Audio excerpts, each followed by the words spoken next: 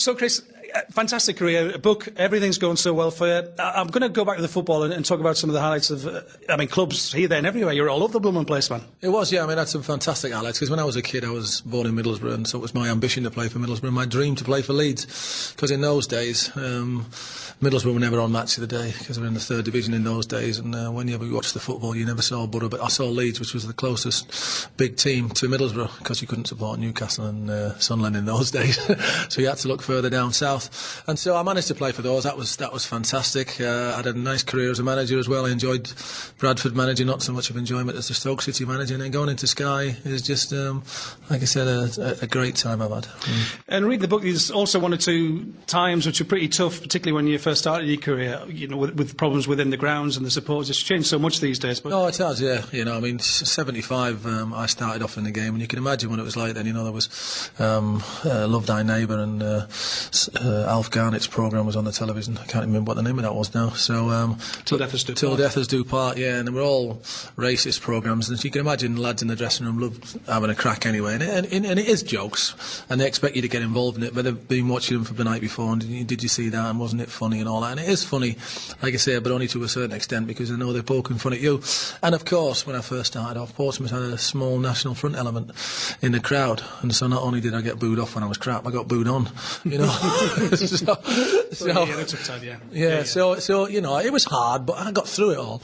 I'm not beating the drum. That's how it was. A few death threats here and there from Portsmouth supporters when I left to go to Swindon. A few death threats from Frank McAvenny supporters at West Ham after he got injured in a tackle that I wasn't involved with. But I can assure you I didn't have anything to do with the fact that he broke an ankle at the time.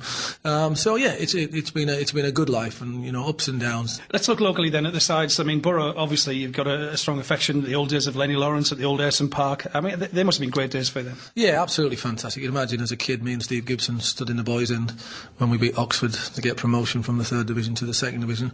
I watched the team in the top division when Jack Charlton was the manager, with Graham Souness, Stuart Ballm, John Ecton, all the big boys. Eric McMurdy was my hero as a kid. So it was great growing up, and me and Steve have remained friends throughout our careers, because we went to school together from the age of 5. We're still best mates now.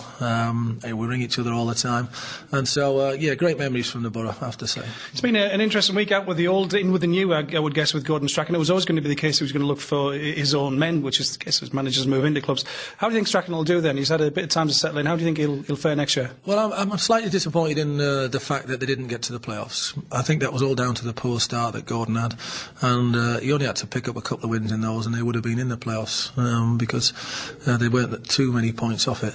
So that surprised me, I have to say, in a way. But then again, I've spoken to Gordon since, and he's told me that he's really had to revamp the place, really turn it around. There was, a lot of apathy around the place. There's a lot of players that were earning big money but didn't want to perform for that money. So he had to come in and change it all around. So I can understand that, because I did have my own problems at Stoke City, and I realise exactly where he's coming from. But he'll get it right. Next season he'll get it right. He doesn't want to hang around in the second division of English football, the second tier. He wants to be in the Premier League. Steve Gibson's going to give him the opportunity next year to go for it once again, and Borough will be amongst the front runners. So what does Strachan bring to a club when he arrives through the door? What's the best things about Strachan then? Well, he's enthusiastic, and he's got great knowledge. He doesn't suffer fools. I know he's a bit of a pain in the backside at times for the press, but it's only because he finds them challenging, so he makes it challenging. He makes their questions challenging. He makes his answers very, very challenging. So if he has an Achilles heel, I would say that's the way he handles the press. But as far as the players are concerned, he's absolutely top draw. He's a fantastic coach. He improves players. He makes better players. He understands the game very well. And like I say, I am a betting man, and I will be betting on Middlesbrough to do very well next year. Go on, prediction, where they're going to finish next season? Well, they'll finish in the top 2, in my opinion. He's had a good long look at what he's got. He wants to get rid of quite a lot and bring in quite a few, if that's possible. It all depends, I suppose, on who wants the players that he wants to get rid of. Otherwise, you've got to continue with them once again. But at least they know now that if they don't perform, they won't be at the club next year. Same division, just along the road. Newcastle, phenomenal this season, turned around so quickly. Yeah, well, Chris Hughton's done a great job, and he's unappreciative, I have to say. You know, people are calling for Ian Holloway to be manager of the season in the division. Ian's done a great job, don't get me wrong, an absolutely fantastic job with what he's got. But what you have to remember is people predicted that Newcastle United would be in League 2, League 1, I should say, not as bad as League 2, but League 1 this year, because of the problems that they had and because of the fact there was nobody at the helm looking after the situation. So for him to have done what he's done, once again, it seems to be getting disregarded. It's a wonderful achievement. Yes, he does have some big players, but with those big players becomes big egos, big wages, and they don't want to perform for somebody like Chris. Well, he managed to turn all that in his favour, get them to play for him, get them to play for the club. Now they're all celebrating being back in the top division. Now he deserves his reward, and also he deserves the manager of the year for doing what he's doing.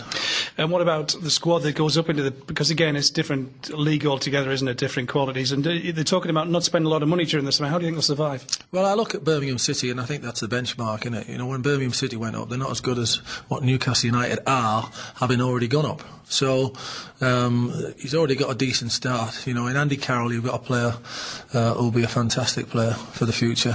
Will be a tremendous player in the Premier League. That's one thing for certain. The left back's top draw.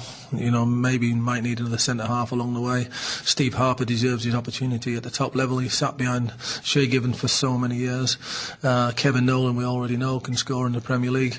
Joey Barton, if he sorts himself out and keeps out of trouble, is still a very good central midfield player. So it's not like you're starting from scratch. You've already got a nice basis of a team, and I don't see too many problems. I don't think Newcastle will be in the relegation zone next season.